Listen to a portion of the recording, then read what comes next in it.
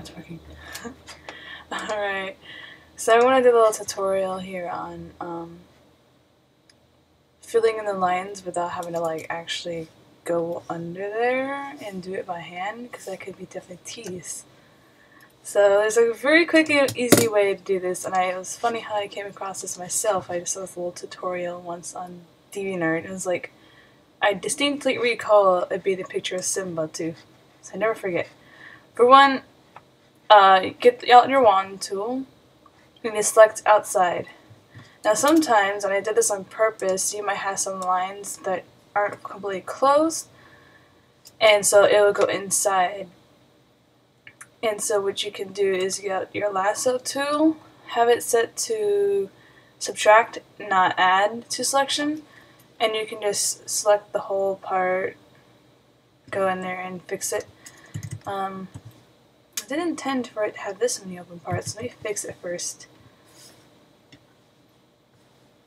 So sometimes if you need to, just close in those teeny tiny little gaps, because most of the time the wand tool will pick it up. Or you could try and fix your tolerance, although my tolerance is down to 1, so it's still going to pick it up now regardless.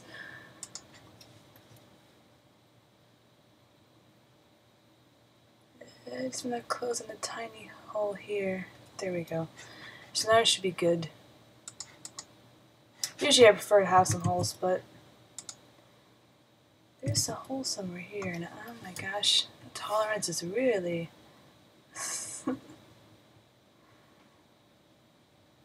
I have a very loose linear stop for the most part, so there's always teeny tiny little holes there, and this wand is picking it up everywhere. Okay, now it's perfectly fine. There's a clear outline around the whole outline. And next you're going to go up to select. Inverse is like the 4th one down. And so now it's all within the line. And you're going to go ahead and just get the paint bucket and enter in like a base color. But personally, I've noticed that if you do that, you have a little bit of fuzzy color around the edges, because it's on the very edge of the line, not within the line. So, oh look, I missed the part there. You can always fill it in with the brush later. So next, after you've inversed your selection, you go down to modify and contract. And it's best to just have it 1 pixel, because if you do it, let's say like 20 pixels, it's going to go on like that. So contract 1 pixel, and now it's within the middle of the lines.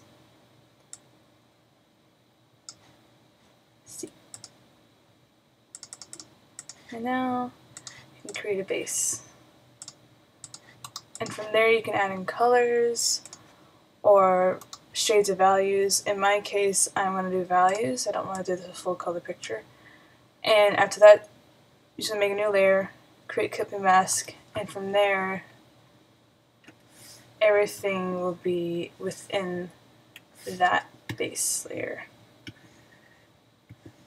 So no need to be like a little kid again, having to draw within the lines and be very careful. You can just cheat, because that's what Photoshop is for, cheating. Let me fix this here.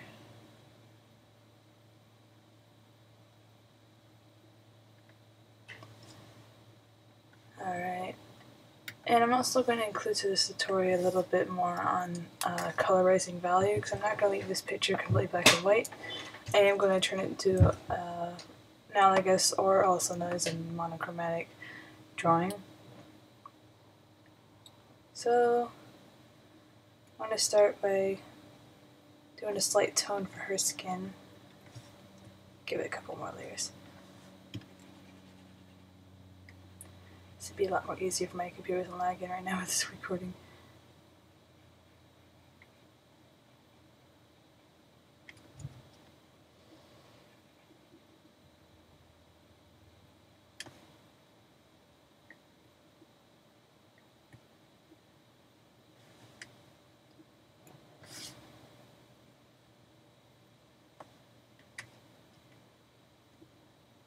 It's going to be her hair. She's got white hair.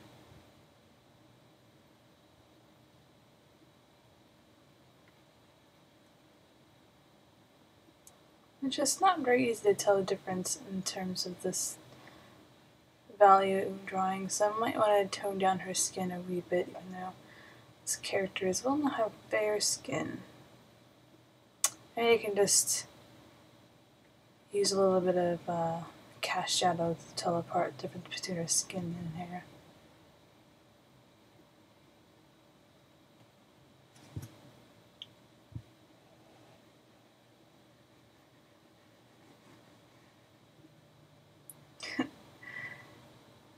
So laggy.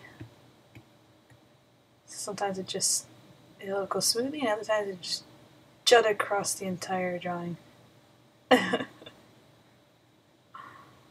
Oh goodness.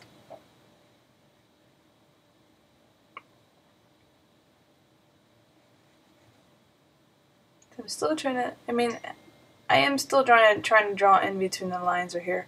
I could use the same technique before, but sometimes it does cause some little fuzzy lines, and if you were to take away the line art, you have spaces in between. And me personally, I actually like to colorize my lines and then multiply them down onto my drawings, so if I have color drawing, it will result in a very wonky looking drawing. Forgot to do her tail. No, I'll do it slightly darker. She's got,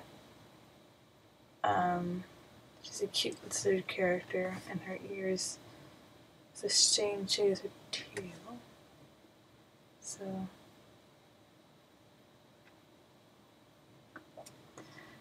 please let me draw in these scales / freckles.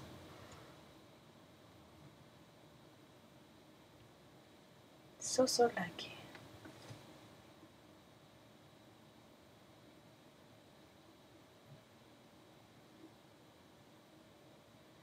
Despite this lagginess, I'm actually doing pretty good at drawing in between the lines.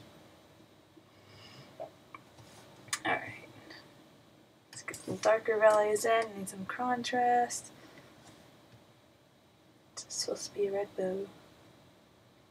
And this is also a technique I know some artists use where they may find it easier to start by first doing their whole drawing in grayscale value, and then from there you can select the color again and add in the color.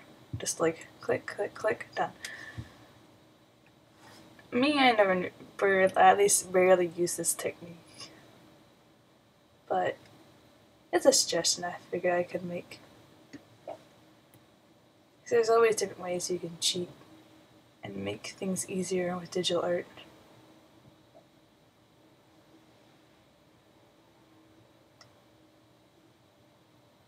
Well, I went outside the line.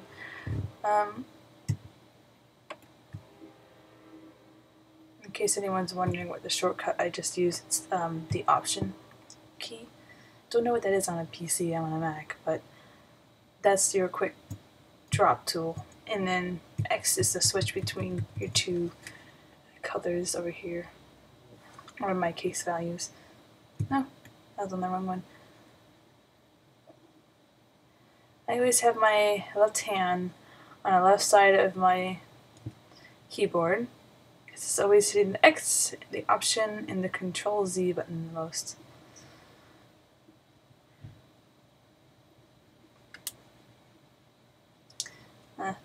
So much for my layers. I only have like skin on one side and all the other tones in another. Oops.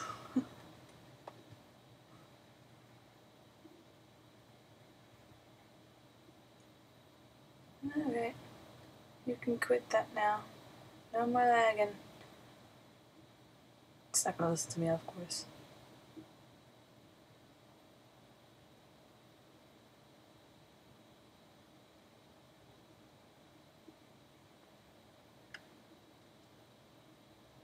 And of course, since I color this, I can always just be lazy and fill it in.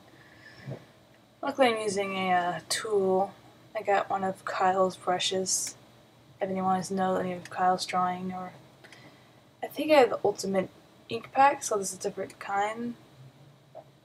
And this one, it's a very good inking brush, and it's actually pixelated on the edges, so I don't have to worry about fuzziness. It's very clear and very, very lovely. Worth the $5 buying all those.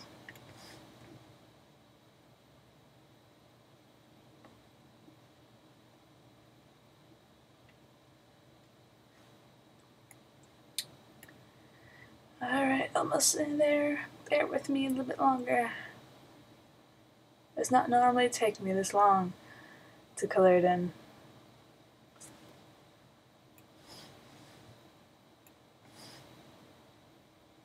See, I want something a little bit lighter than that. Just slightly.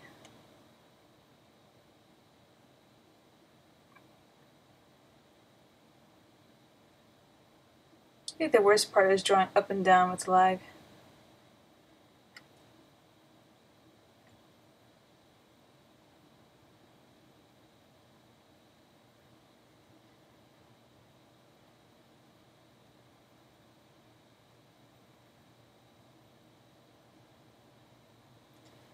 And I think I'll copy this shade again.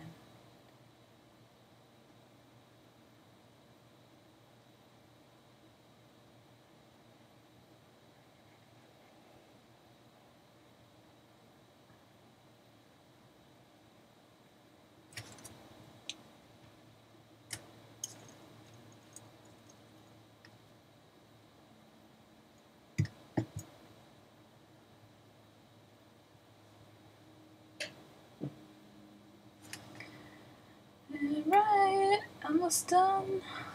I just gotta put some of the white of her eyes in. Yeah, it's definitely noticeable that her skin is too pale. I think I should fix that. Luckily, I was smart and put the skin layer separate from the rest of it, so I can just darken it a wee bit. That's good. I didn't even realize I had a little bit missing.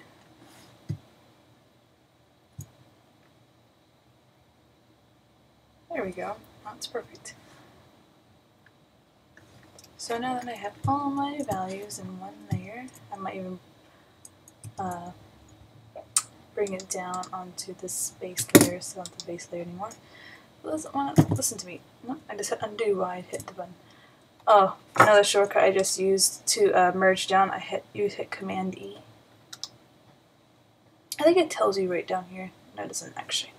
But yeah, the merge down is the option I use to combine these two layers into one.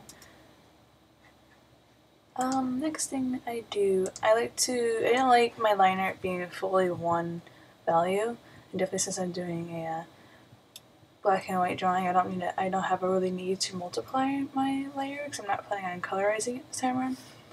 But I do like to create a lighter value within the drawing, and then that has a nice thicker outline without actually having to add on to that outline. I'll just say the same outline, but I'm gonna brighten up inner parts. So usually what I do is I just pick up the color that's behind it, and then I use this brush here, which I should give you a quick sample of this brush does. So this brush has a low opacity. Would you click on it lightly, higher whenever you click on harder. So I can also go right to that. So usually I use that tool. Select the shade or the color and lightly go over the line art. I usually just do a little bit between the lines. If there's a lot of shadow, like right there, I'm not going to do it. I'm going to leave it be. Matter of fact, I'm going to undo this and leave that there. Oops, wrong layer again.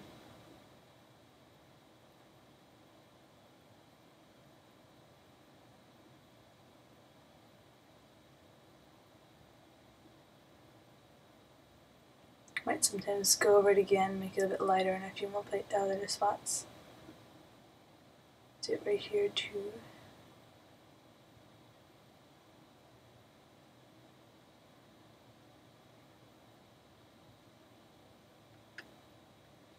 Alright, let's do it.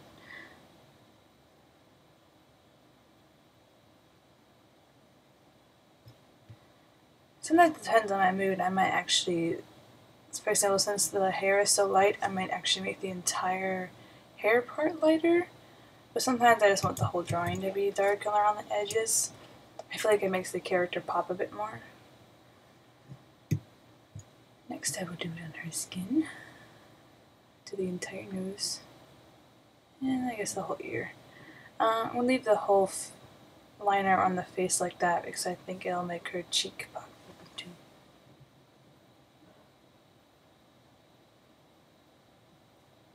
And again, leave the shadows be because you want the shadows to pop too.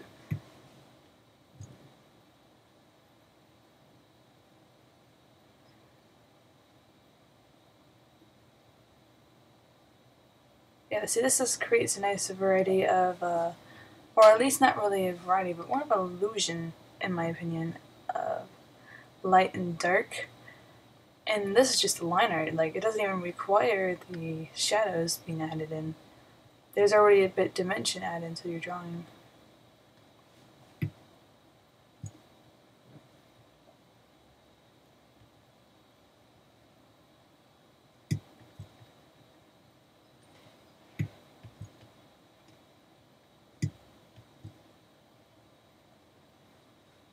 Alright, so I did leave a few parts out. So like I said, I do want certain parts to pop. Put that in there too, why not?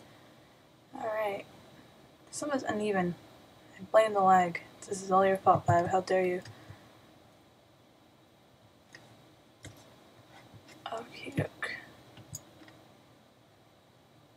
So now that I am happy as could be with my liner, I'm going to do a quick set of shadows. Probably just cast shadows and a little bit of a soft undertone. This is what I do no matter what, even if I'm doing cast shadows only, I still want to put a little bit of shadow underneath the character so it gives the illusion of light coming from above and then shadow going below. So I get a really soft brush, and in this case I probably should go a little bit lighter because I'm so laggy I'm probably going to make a mess. So I'm probably just going to go over like this. Alright, and as you can see, there's some things look pretty icky, so I just hit multiply. Fix that. Oh yeah, I might have to multiply this layer after all because of that shadow. Please stop. Alright, that's better. This looks too flat, so I'm going to try and fix it. Usually I'll just get out the airbrush eraser next and just lightly go over it. There you go. You just want to create an illusion that there is some light coming from above without having to go too detail with your shadows. And then I'm going to do my quick cast shadows. A little bit behind her hair too. Nope, wrong one. I'm gonna be so angry if I'm lagging, but there's no lag shown in the video, so everyone's probably watching this video like, what are you talking about? There's no lag. No, I got pretty bad lag, trust me when I say that.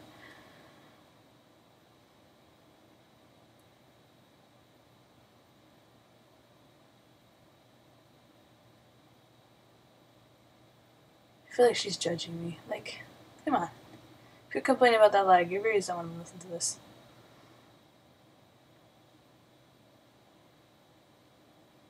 I don't want to deal with it.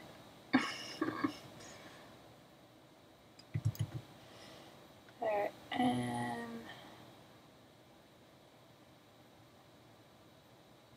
oops.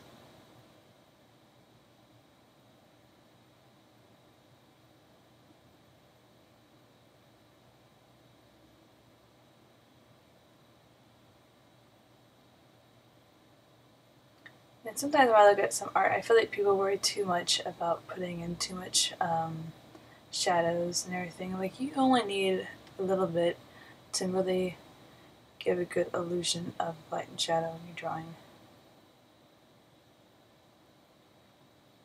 Of course, there's nothing wrong with putting in a lot of shadows if you definitely want a highly detailed drawing. If you want to do a quick sketch or a nice simplistic drawing, all you need is the soft shadow underneath your character, and then a quick couple of cast shadows, and there you go. That's your complete value scale there.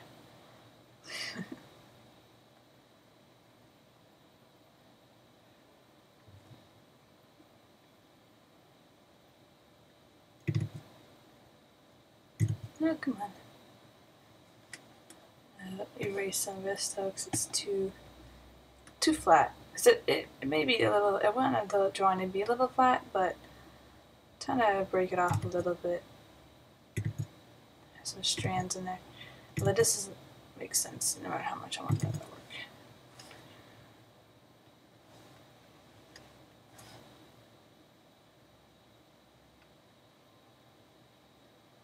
And if you do feel like that there is not enough value, you can always do another trick, and I will show it to you in one moment. Let me just finish these cast shadows.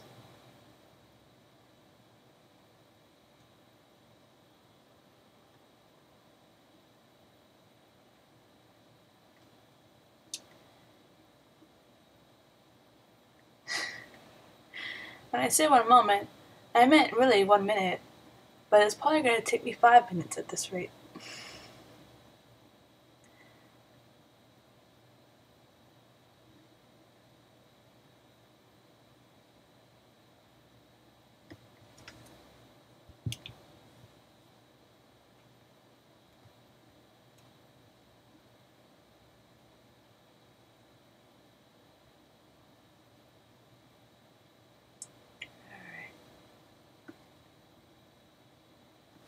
So I do feel like it's 1 value right here. So I think I'm going to clip this, or not clip it, but lock it. So you can, this is another technique. Instead of using create cut and mask and you just want to stick with 1 layer, you can just lock it, and it does the same trick in which you can just draw within the same layer without it going outside the lines. But yeah, so I'm going to get the airbrush out again, and I'm locking my cast shadow layer, which is also on multiply, mind you.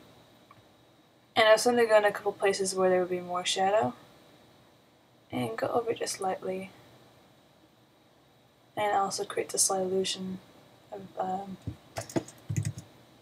darker value and shade.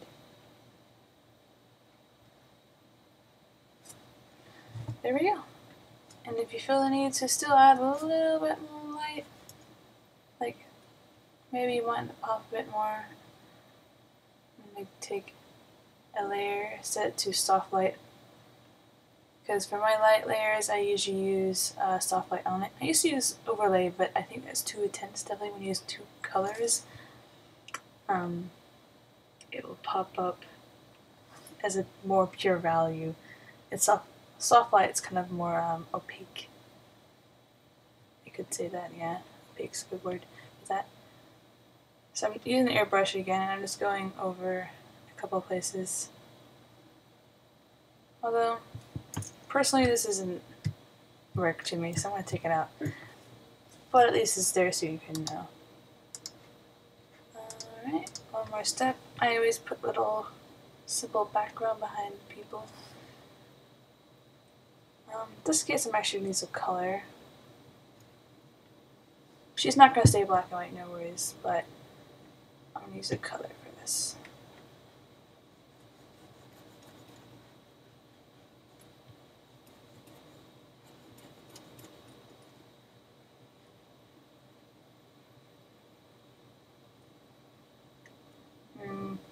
I don't want it to look like that just disappears inside of her head, so I'm going to pop it up behind her bow. Now it looks like it's part of her head. Hold on. There we go.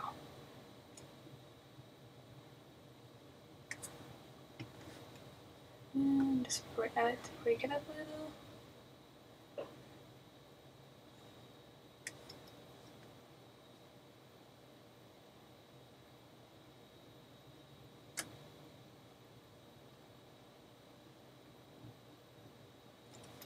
Okay.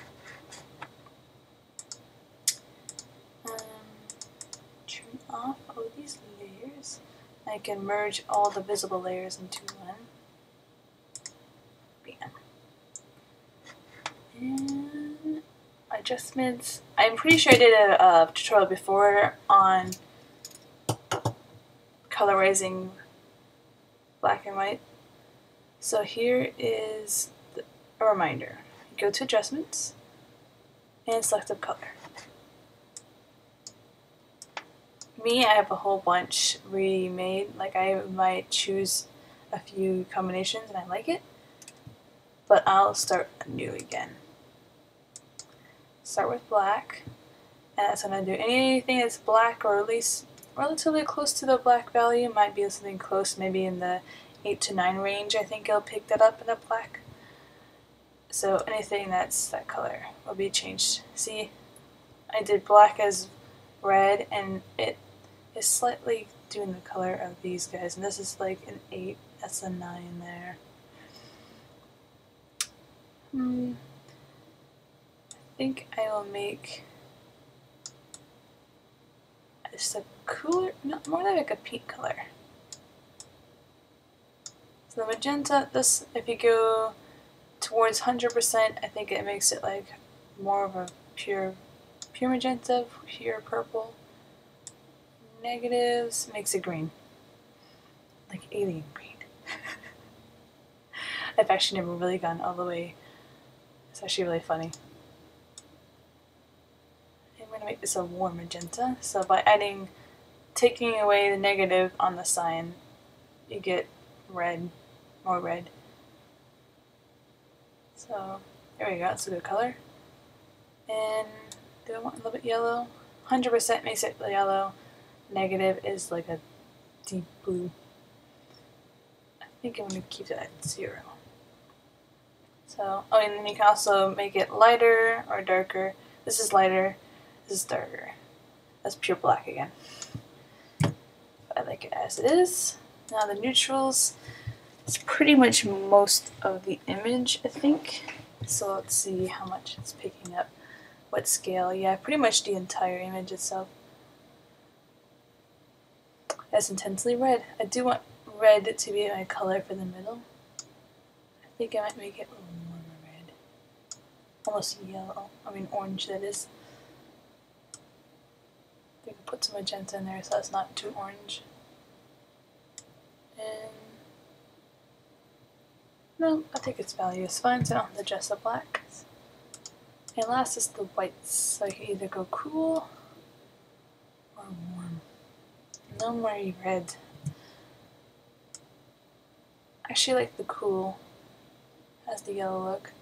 I like that too. See, I am always torn between cool or warm because I usually am more drawn to warm. But this looks nice too.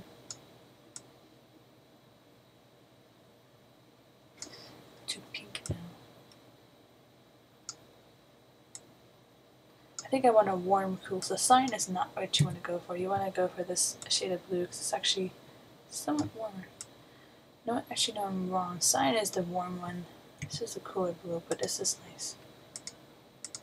I think my black needs to be adjusted because now I feel like I lost the color I got there. Kind of like that now too. See, you can keep playing with the new find. So many times you'd be like, man, I like that, I like that, I like that. It's not happened to me. It happened to you every time. It happens to me too.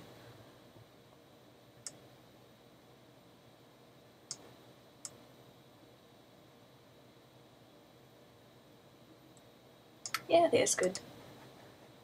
Alright, and she's looking slightly lifeless. Give her some blush.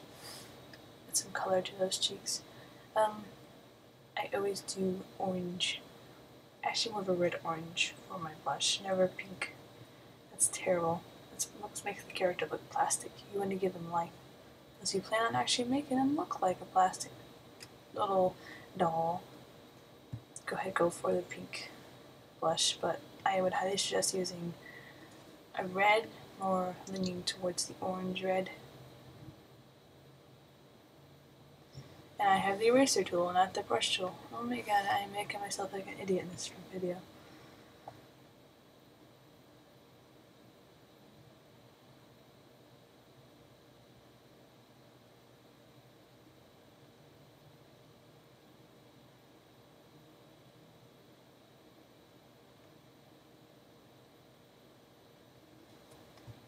And final touch would be a couple of small highlights.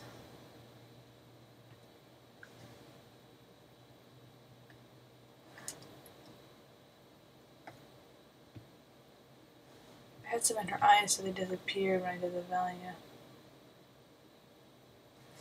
Actually, I just realized her eyes are too black. I think I'm gonna add a little bit of light. I'm gonna choose this.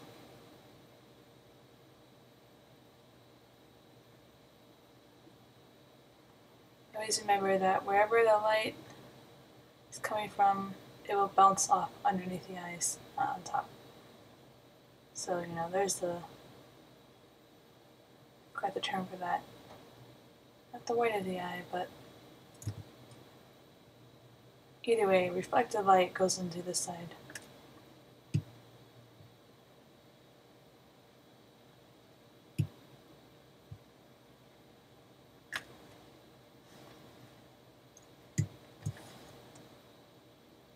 Oops, it didn't listen to me when I told it to do that.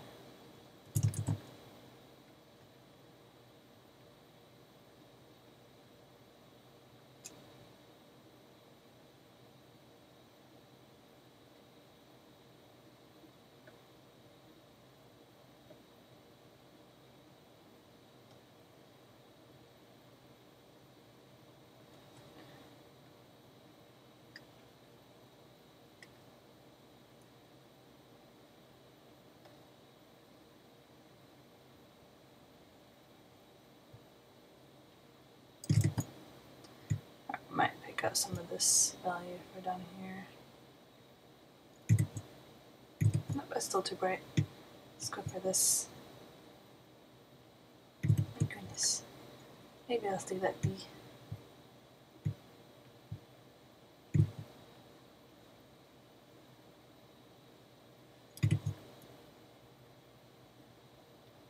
I think it's good now, yep. And final touch. People always ask me, how do you get that grainy texture, or what's the texture you use for your drawings? And I'm like, it literally is adding noise. It is a miracle item, I think. Like, sometimes when I was younger and I was still an artist, I really would actually go out and search for textures. And for one, sometimes you find textures and they have a color to it, and they actually will change your color too. And you don't want that. Definitely because most of these are sepia tone textures and make your drawing really yellow. And you don't want to have to fuddle around too much with your adjustments to fix the color back. So just go to filter, noise, and noise. I have mine set to 2.5 because it's more tame that way. It zooms in the picture and lets you know what it looks like. You can always set it to 3 too, that's not so bad either. I'll keep mine at 2.5. Set to 4. And you want to set it to uniform. Gaussian, it's a bit more sharp as compared. Uniform, it keeps it more mellow.